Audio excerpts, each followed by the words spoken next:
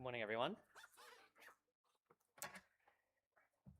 My lesson for this morning is titled Your Life is a Zigzag, and allow me to get a little bit personal right off the bat. So I hope you don't mind me sharing a little bit with you all. But for those that may know me or what's been going on in my life the past, 12 months-ish, life has definitely brought its challenges. And again, allow me to be a little bit personal with you all. The first thing is that I applied for 2 jobs, or had 2 job applications that I honestly thought that I met the requirements for and would do a good job. And I was passed up for both of them. And, did I particularly want the jobs? No. But did I feel that I had done the work to deserve at least an offer or consideration for the job? Yeah, I guess so. And as much as it hurt me to admit that did I want the job? Not really, but yeah, it did hurt not getting offers on either of those. And also for those that may or not know my family situation, that there's been issues on that front as well. So life has had its challenges, and to say the least. And so when I was thinking about what to talk about for this morning's lesson, I thought, I was really struggling what to talk about. And I thought back to my first ever sermon, which I gave, which was in 2019, so a little while ago. And for those that have really good memories, it was titled Hills and Valleys. And it is a song, based on a song that is by a denominational Christian singer. But it's a song I still listen to today, and it was a lesson essentially on the highs and lows of life, which I guess in some ways is a reflection of what life is, all right? That we have highs and we have lows, we have hills and we have valleys. But actually, the more that I was thinking about that lesson, the more I realized that it doesn't really give us the whole idea about what life is like. And you'll see what I mean as I go through this lesson. But then I came across this article. And again, for those that have really good memories, my last lesson that I gave was something similar. And if you can see, let me use the pointer. This is called the Gospel Coalition, again, a denominational, non-Church of Christ website. I'm going to put that out there. They do have really interesting articles. And you can see this was only published about a month ago. And it was titled, Your Calling is a Zigzag. And really, this article was simply the writer's reflections on his own life. And it had really nothing to do with, I guess, it wasn't really anything doctrinal, but he was really just simply reflecting on the struggles that he lived with. And I thought that, I guess in some ways, this kind of gave us a bit of a clearer understanding of what life is like, in the sense that, yes, life does have its ups and downs like this, but really, in some ways, life is this continued road, or this continued zigzag, because, yeah, we have bends in the road, we have detours, we have roadblocks, but at the end of the day, the road keeps going, right? That, yeah, we have ups and downs, but really, life, no matter what happens, will continue along, and the path will continue to move along. Now, I have to apologize to my wife, because last night she asked me when I was doing this lesson, are you going to have any data? Are you going to have any stats? And I said no, and that wasn't a lie. At that point in time, I didn't have any stats. But lo and behold, as my research came along, the stats found me. And again, not going to spend too much time here. From my favorite site, Pew Research Center. Again, I didn't go looking for this. This came up as on my Google search as I was going along. And this is a study that they conducted, and you can see it's titled The Ideal Age for Major Life Events According to People in 18 Nations. Now, the preface to all of this is if you look at the 18 nations that they surveyed, a lot of these aren't necessarily reflective of society here in the Western modern society here in Australia, where we have I guess, greater proportion of countries from developing countries. So let's take all this with a pinch of salt. But I think it is interesting research to have a look at, which is, if you read the article, or this picture on the left, the ideal ages for major life events according to people in 18 nations, and it says, across 18 countries, the average age that people say is best to, right? We have getting married, have your first child, buy a home, and retire. These ages that you can see are what people have in a survey that they said is their ideal age. And then if we look at the countries here on the right, we can see that in this kind of brown-green color, it says the youngest ideal age of the three events. So of the three events of getting married, have a first child, and buy a home, which is the one that should come first, right? This is what they agreed. And then this is the oldest age of the three events of the three that they surveyed. So we can see that, these are kind of like the life events, right, that we think about. And, if we think about the generic normal life that we live, or you were to picture, if you were to ask to draw these life events, right, you kind of have this nice, what we would think of as this nice linear progression where you're born, you go to school, you graduate, you maybe get a job or go to university, you meet someone, you get married, have a child, buy a home, have kids, retire, and that's your life, right? And that's how that nice picture of life might look like for some of us, but for a lot of us, that's not how life goes. And it goes to show that there are often these turns and twists and challenges that we face in our lives that don't fit this nice linear progression. Now, taking a quote from this article that I wrote, if you want to read along the screen, again, I'm just copying what the writer of this article said. If you want to follow along, it says, "We're all desperate to know we're walking in God's will and fulfilling our calling. Growing up, many of us inherited the false assumption that responsible folks know what they want to do, make a plan, and execute it. Certainty was a sign of maturity. The problem is, life isn't always that simple, is it? There's turbulence, soul-searching, setbacks, and mysterious doors that open at unpredictable times. Calling often feels like a riddle we can't solve, a puzzle with pieces that don't seem to fit." And I think if we were all to be honest with ourselves, I think very few of us would find that life fits that nice linear trajectory that the world or society likes to outline for us. So I'm going to talk about 5 different points today that refer to this idea. And the first point is that your calling is bigger than your assignment. Because yes, the name of this article is Your Calling is a Zigzag. But if you realize that the title of my sermon is Your Life is a Zigzag, because I think there is a distinction that we need to make. And the first thing is the assignments that we have are the things that we are dealing with in the moment. These are the things that we are facing in the now, right, in our lives at the moment. So for those that are in school, it is your assignments, your friends, your teachers. Those are the things that you're dealing with in the moment. For those of us that are working, it is your jobs, your bosses, your colleagues, your promotions. Those are the things that we're dealing with. And then for everyone else, right, and all the other aspects beyond those things, we have our hobbies, our family, our friends, etc., etc. These are the things that we are dealing with in the moment. And these are what we call, I would like to label as our assignments. These are the things in the now. And these are all part of the seasons of life, right? And these are all things that are constantly changing, right? Ecclesiastes chapter 3 talks about there is a time for everything, right? There is a season for this, there is a season for that. There are all these things that we face in life. And those things are constantly changing depending on the circumstances we're in, depending on where we are in our lives, depending on who we meet. Those are the assignments that are changing. But the difference that we have is our calling. And I don't think, I guess maybe I'll disagree a little bit with the writer here, is that the calling for us as Christians isn't the zigzag. The calling is always going to be the same. It is our lives that are changing, our lives that are zigzagging along the journey of life. And so for us as Christians, right, no matter the phase that we are in, our calling should be and should remain the same. If we turn to Matthew chapter 22,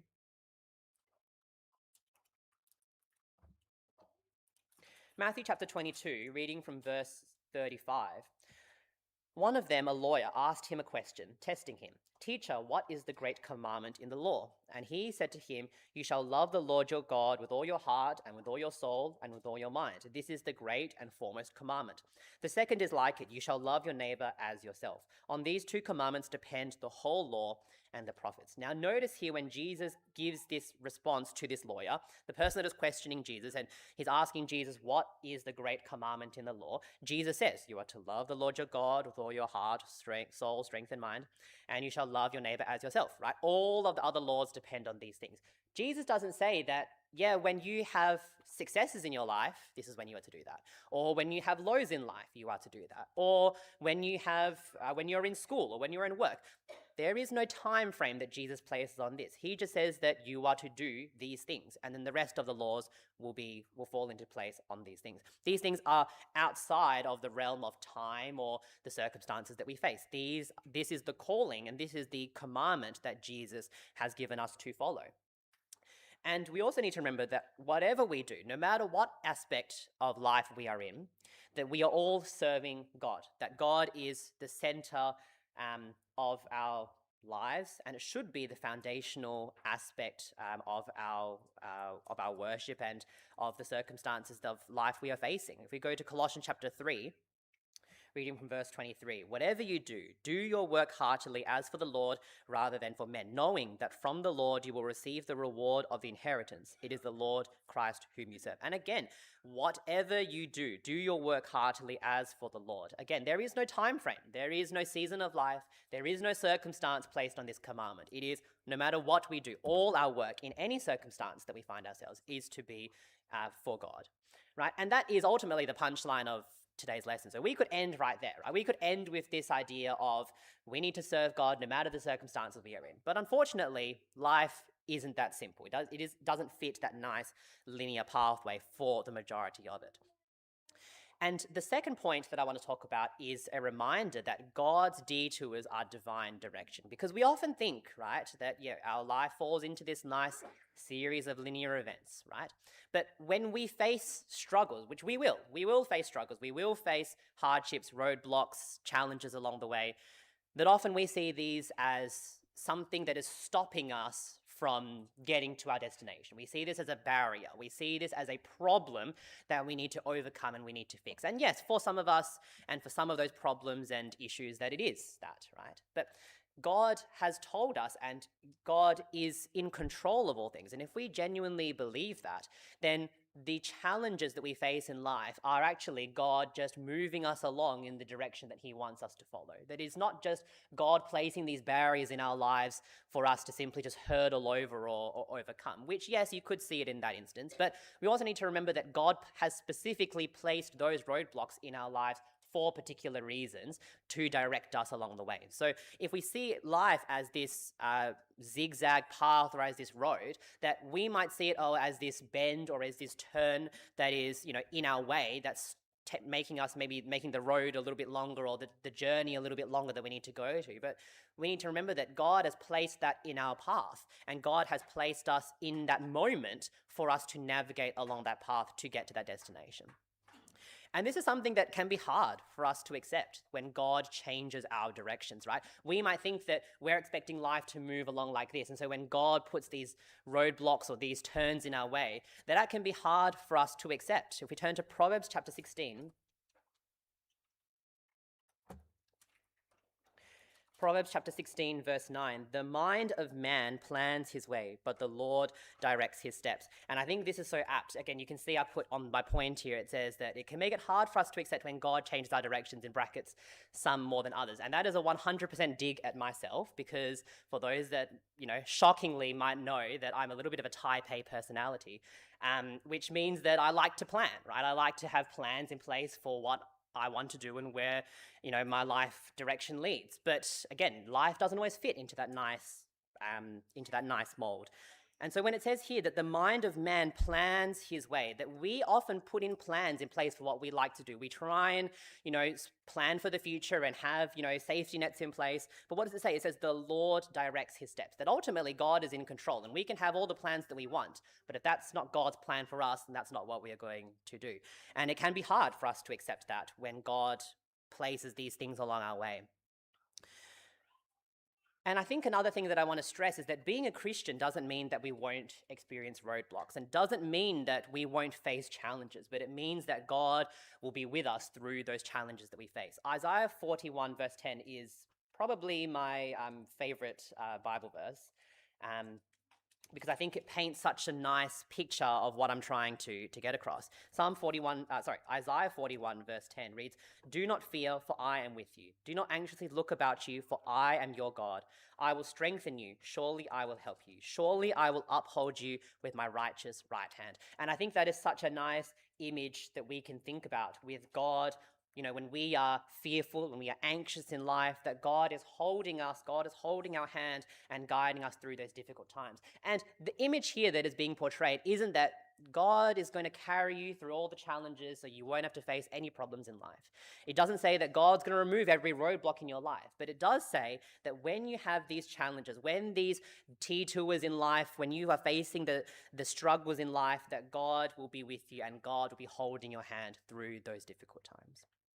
And for us, we need to ask ourselves, is this something that we can place our trust? Can we place our trust in the plans that God has divinely crafted for us? Isaiah 55, it's probably a more well-known passage for a lot of us. Isaiah 55 verses 8 and 9. For my thoughts are not your thoughts, nor are your ways my ways, declares the Lord. For as the heavens are higher than the earth, so are my ways higher than your ways, and my thoughts than your thoughts. That we, again, think about, we focus so much of our time on the here and now, on the plans that we are trying to make, but we forget that God is above all of that. God knows way more, infinitely more than what we know, and God sees us from a bird's eye view, and we are so focused on just what we can see in front of us. And our thoughts, our ways, the things that we don't even know, the ideas and understandings that we can't even comprehend, that we do not even know exist, are out there, are in control from God, and that God is above all of those things. And so when God places these plans for us, do we accept that these have been crafted by that same God that knows and is in control of all things? So yes, God's detours are divine direction. Why? Why would God do that? Because God wastes nothing. Point number 3 is that we often see these challenges as difficulties that we face, and we can let them get the better of us. We can let them, make us think that God isn't there or that life is too difficult. And yeah, for some of us, we are going to face really hard challenges in life. No one is out here saying these things are easy. But God doesn't waste these things. God doesn't use these things for no purpose, right? And as much as we try to, as much as we dislike them, as much as we try to resist, that these roadblocks, challenges, detours, setbacks are all for a purpose. If we turn to James chapter 1,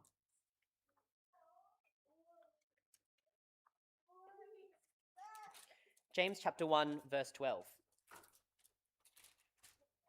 It reads, "Blessed is a man who perseveres under trial, for once he has been approved, he will receive the crown of life which the Lord has promised to those who love him."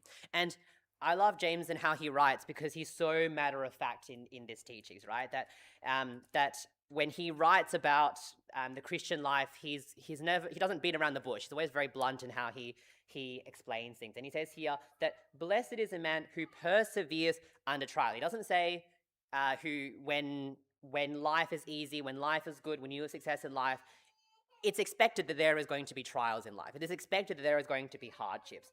For once he has been approved, once he has overcome, once he has faced and dealt with these challenges, he will receive the crown of life which the Lord has promised to those who love him. So there's requirements here, isn't there? There are requirements of obedience. There are requirements of persistence. There is a requirement here to love God. But if we continue on with these, then we have the blessings, the crown of life from God that has been promised to us. If we can persevere and overcome these challenges, there is a reward waiting for us on the opposite side. And another thing that I was thinking about as I was preparing this lesson for this morning is that when we think about all the great men and women in the Bible, right? If we think of your favorite Bible character, the one that maybe you relate to the most, or you think about the most during difficult times, or the one that you maybe aspire or look up to, all of these people in the Bible had challenges in life and challenges that they faced. None of the characters or men and women in the Bible that we read about had a really smooth sailing life where they kind of just went along their journey and didn't face any hardships and just kind of went about and did what God wanted of them, and everything was all smooth sailing and everything was great.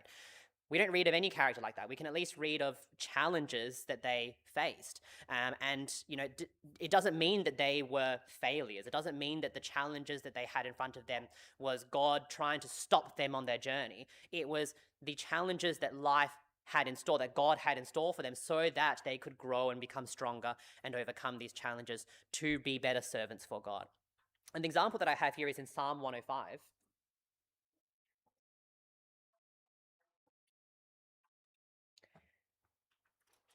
Psalm 105, verses 17 and 18. he sent a man before them, Joseph, who was sold as a slave. They afflicted his feet with fetters. He himself was laid in irons. And again, this is just two verses that kind of talk a little bit about what happened in the life of Joseph. But he was a man that faced great difficulty and great trouble and persecution in his life. He was sold by his brothers as a slave and had to work his way up. And he wasn't just someone that God wrote about a smooth sailing life that he had. He faced immense difficulty and immense struggle in his life. But we can see that the Bible does talk about Joseph and his life in a couple of different ways. The first way that we can read is if we continue on in this passage in verse 19. Until the time that his word came to pass, the word of the Lord tested him.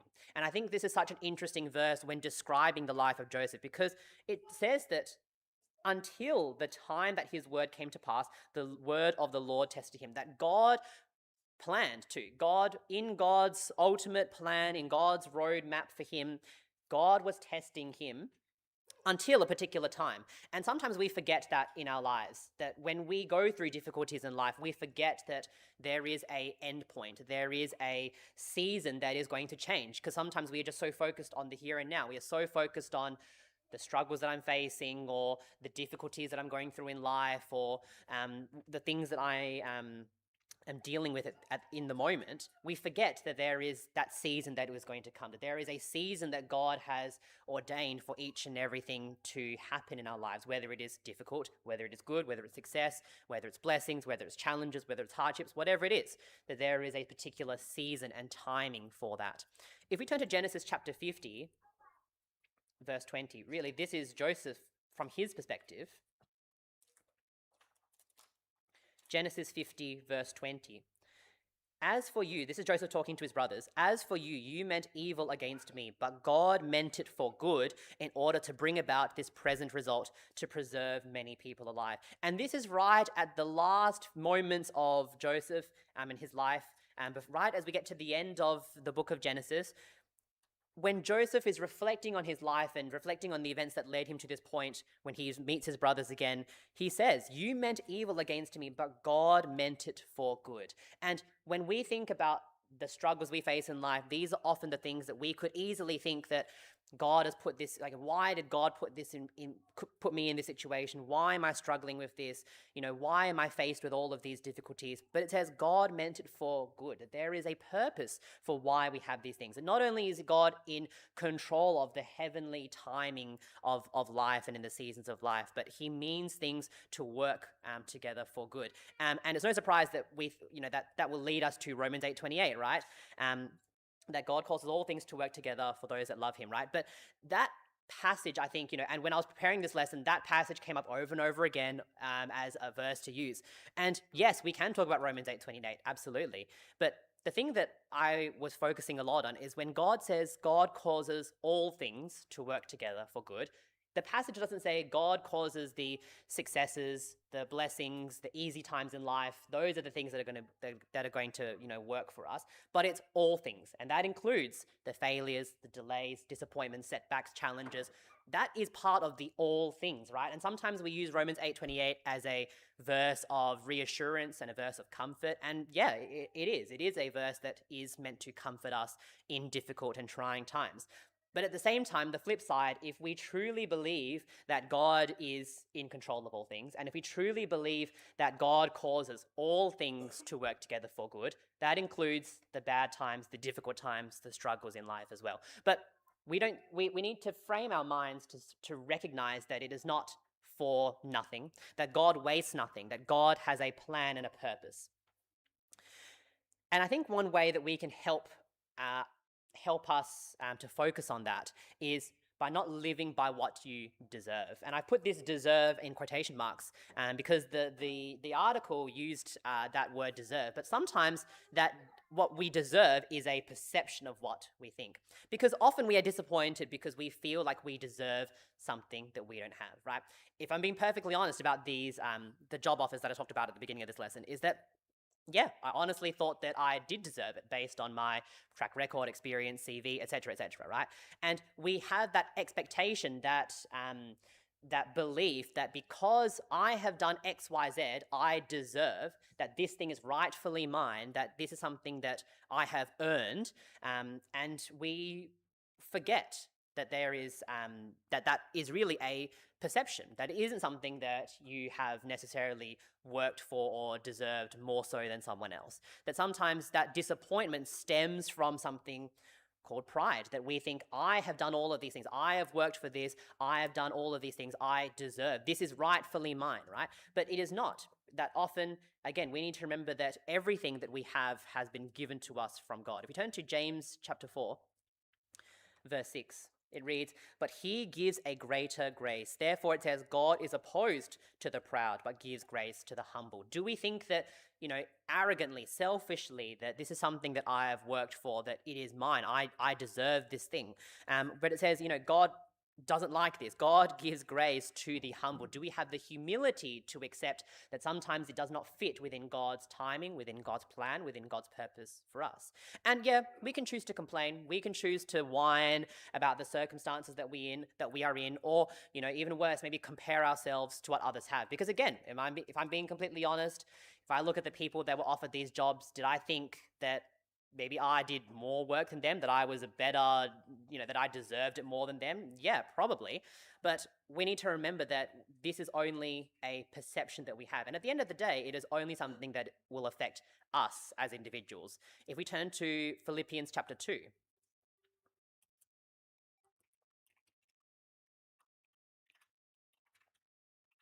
Philippians chapter 2, verses 14 and 15. "Do all things without grumbling or disputing, so that you will prove yourselves to be blameless and innocent, children of God above reproach in the midst of a crooked and perverse generation, among whom you appear as lights in the world." And I think that lights in the world is a very powerful phrase, that we are something that is different, that we are something that has light, something that is in a world of darkness, that this light is something that is so obvious, so clear, so vastly different from its surroundings, that is what God is calling us to be. That in the circumstances of these difficulties, yeah, we can moan, we can whine, we can complain, we can grumble, just like everyone else does, right? But we are to be lights in the world. We are something that has been called to be different, to live differently than everyone else. And because of this, we need to prove ourselves to be blameless and innocent, to be different and set apart and be set above what other people in the world are like. And instead, we need to remember that everything that we have is something that we have simply received from God. And that includes salvation, right? We are so focused on the here and now, what's happening today, what's happening tomorrow, what's happened in the past, that we forget that there is an eternal plan for us, that there is something that is going to, that when all of this, we all forget what's here, when we are all gone, that there is an eternity that is still awaiting for us. But all of those things are none of those things are things that we have done because we deserve, because we have rightfully earned these things, that everything that we have is something that we have received from God. If we turn to 1 Corinthians chapter 4,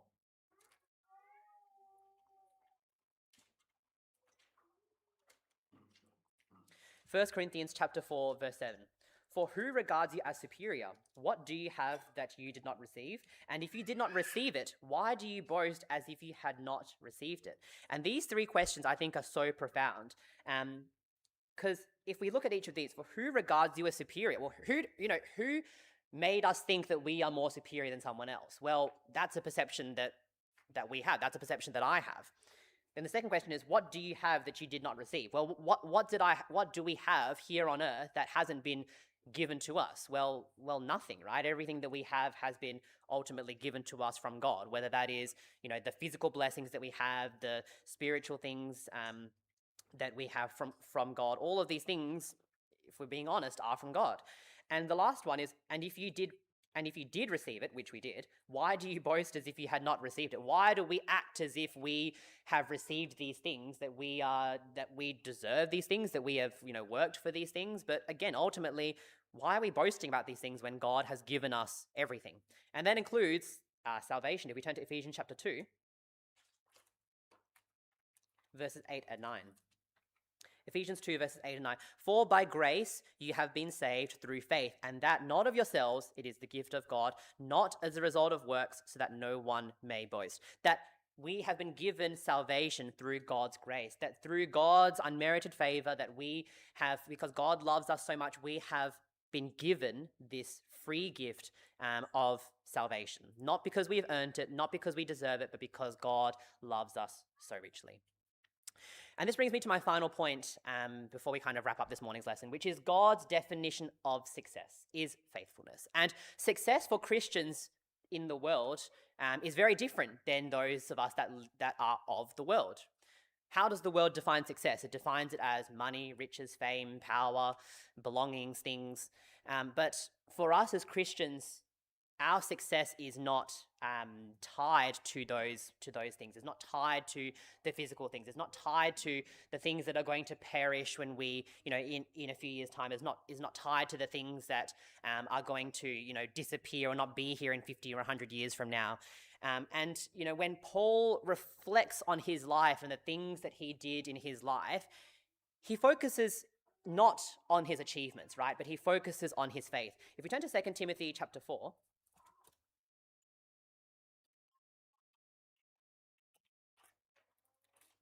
2 Timothy chapter 4, verses 7 and 8. It says, I have fought the good fight, I have finished the course, I have kept the faith. In the future there is laid up for me the crown of righteousness, which the Lord, the righteous judge, will award to me on that day, and not only to me, but also to all who have loved his appearing. And Paul could have used this as a time to list out his CV. Paul could have used this as a time to list out all of his experiences and all the work that he did for the church. He could have talked about how he traveled to all of these countries by boat or by foot or by animal and was stranded and was shipwrecked and all of the struggles that he had to face in life. And he said, he could have said, I did all of these things for God. What are you all doing? I've committed my entire life to God and committed my entire life to serving God. Why aren't you all doing the same? But he doesn't, right? He says, I fought the good fight, I finished the course, I've kept the faith. That the faithfulness that he had, he found as so important for his future, for his salvation. Because he says, I've kept the faith. In the future, there is laid up for me the crown of righteousness. And not only for him, but also, at the end of this verse, to all who have loved his appearing. That if we, just like Paul, continue on in our faith in God, in our belief and understanding that God is bigger than all, that God is in control of all things, that God is beyond the struggles that we face in life, that we too can have this crown of righteousness. And going back to the idea of the men and women of faith that we, look at and that we can read about in the Bible, a lot of them never really saw necessarily what we would identify as success, right? If we think about, for example, Joseph didn't enter into the promised land. A lot of these characters in the Old Testament, if we read about in Genesis, Moses, Abraham, these men didn't enter into the promised land, right? They never saw the success, quote unquote, that God promised his people. When God said that, I'm going to give you this land, right? A lot of these characters didn't see it, and they didn't get to experience and enjoy that success. But that doesn't mean that they weren't remembered and they weren't honored for their faith and their obedience to God's commandments, right? When we think about, that famous, chapter of faith in Hebrews 11 that lists out a whole bunch of men and women that did great things for God and that were great servants of God and his will, that a lot of them, yes, they faced challenges and yes, they faced struggles and hardships, but they were all faithful to God. They were all faithful in what God had asked them to do and in their mission that God had given to them, despite the challenges and detours that they faced. And they are honored and remembered and immortalized in that passage and in their respective passages in the Bible because of their faith and their obedience that they had to God and his commandments. Because ultimately, we are not rewarded because of how successful we are, but because of how faithful we are. If we turn to Matthew chapter 25,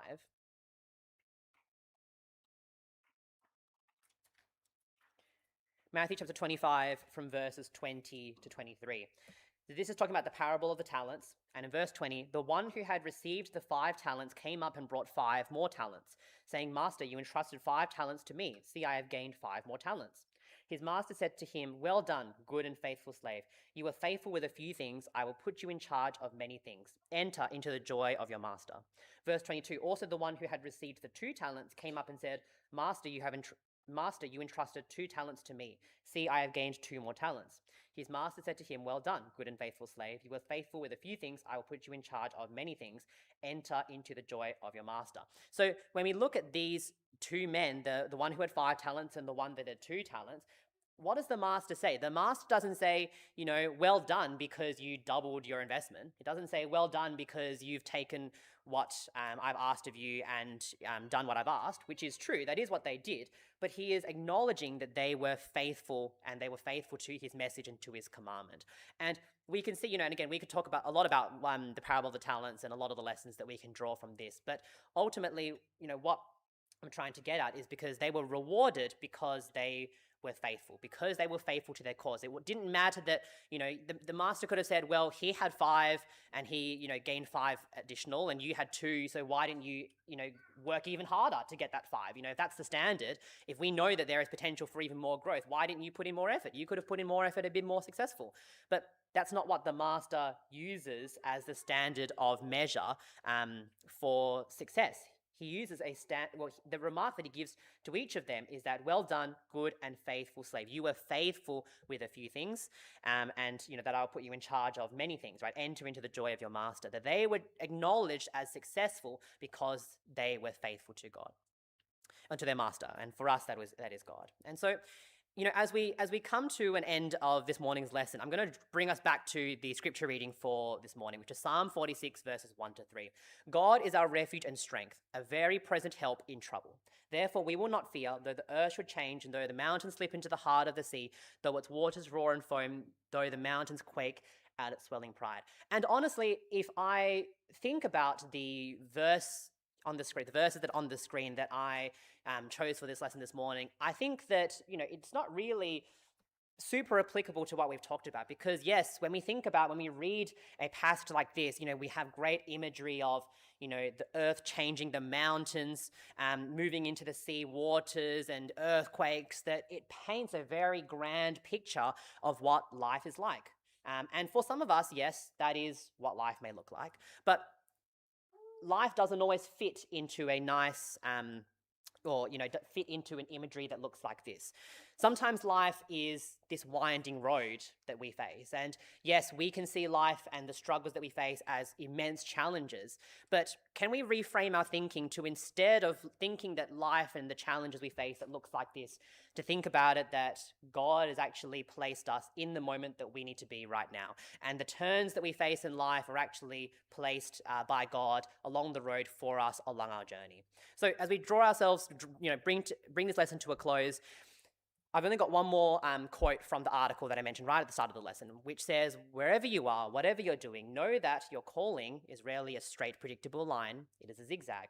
And again, whether, I think we should cross out that word calling and probably replace it with life. But life is a zigzag, that there are changes and turns along this path that we face, along this path that we call life, and along the lives that we are all experiencing in the now. And where we are in our lives is exactly where God wants to be. And as much as we try and fight it, as much as we try to, challenge ourselves or, resist what God has planned for us, that we need to remember that is exactly where God wants us to be. That those challenges are in place so that we can grow, and that God doesn't waste anything. God uses these things for us and for a purpose. And no matter the twists and turns that we face, no matter what is in front of us, that we need to trust that God sees the whole path. That God, if you think about it, when you are on the road or when you are in your car, and we only see what's in front of us, right? We might see what's in front of us, we might see what's behind us. We don't see what's happening, kilometers down the line. We don't have a bird's eye view that God has. We don't see the whole picture, but we can trust, and we should trust, that God sees that whole path and God sees that whole journey for us, and that when God places these difficulties in our lives, that he places them for a reason. And my final remark is that, even though we face difficulties and we face challenges in life, we need to remember that that's not the end, that is just the season of now, that there are seasons that are going to change and that life is going to change. And we also need to remember that sometimes God can bless us even more than we even thought possible, that when we face these struggles in life, that they are there for a purpose, but the blessings that God can give us could be even greater than what we think possible. And I've got a picture to end our lesson this morning. So for all of us here,